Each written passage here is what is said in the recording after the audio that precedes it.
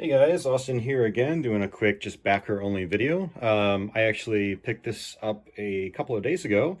This is the new PlayStation 5 Slim console.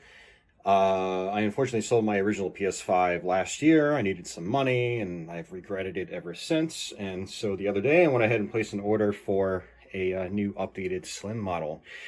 So I figured I'd take a couple minutes and just talk about it. Kind of note some of the obvious differences and stuff like that for people that are familiar with the original PlayStation 5. First things first is this thing is a good bit smaller. Not as small as people probably want it to be, but it is potentially actually going to fit in my entertainment center on my main HD TV. So the original PlayStation 5 probably goes up to about here. So it is a decent little shrinkage. Not super shrinkage, but definitely enough to matter for sure. It's got two USB Type-C ports up front, right there, and the power button's down there. I did notice that the eject button on the disk drive, so this is the disk-based version, is actually quite different from the original model. It's an actual sort of like little push button, which is interesting. You've got these little plastic tabs.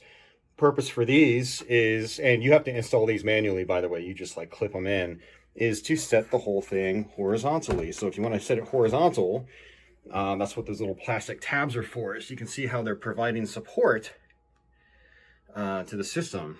So kind of neat. One other difference I found kind of interesting is that the top part of the plastic shell is actually glossy. You can see some reflections going on right there. Whereas this bottom one is a matte finish, like the original PlayStation 5. Unlike the original PlayStation 5, I don't know if you can actually take these off and customize your console like you could the original. But it's basically like that on both sides. So, kind of cool. Also, the backside, one HDMI port.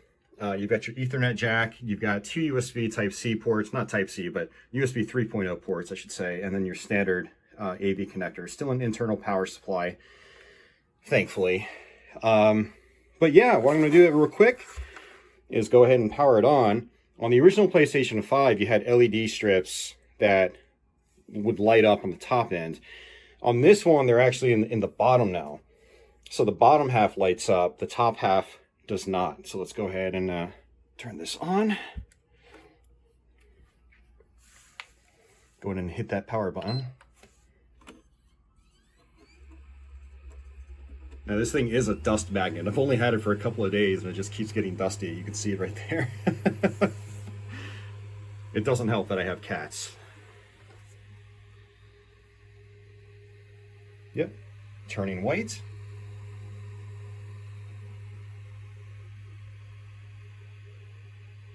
And I think it's basically powered up right now. I have my screen turned off, so I can't actually see it right now. But yeah, as you can see, no lights up top. You can actually look in, you can see some metal.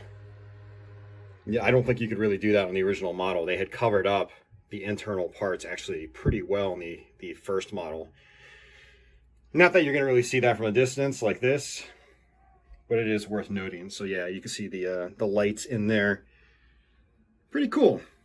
But yeah, I'm pretty happy with it. So far, it's pretty quiet, and it still looks similar to the original model.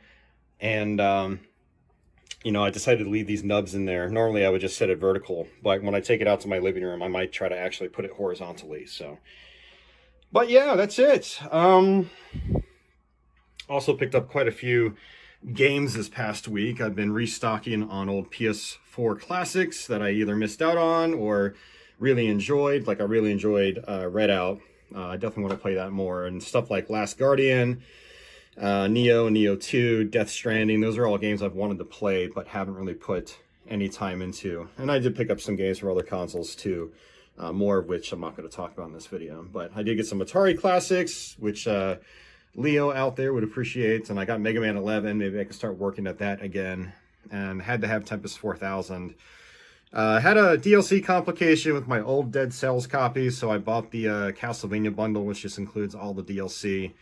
And then I got Demon Souls, and then I got Double Dragon Gaiden, which actually ended up being pretty sweet. Not as good as like TMNT Shredder's Revenge, but still a worthy Double Dragon game. I definitely recommend it. So you guys will probably see me stream that sometime in the near future.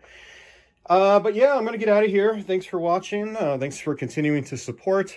I know content has been very sparse the last few months. I had a death in the family, and I, at the same time, just coincidentally, haven't really felt like doing a whole lot on YouTube. So motivation just has not been there. As people on my Discord already know, but I haven't really done many updates for you guys in video form. So, but yeah, I'm very, very happy with the new PlayStation 5. It's really cool.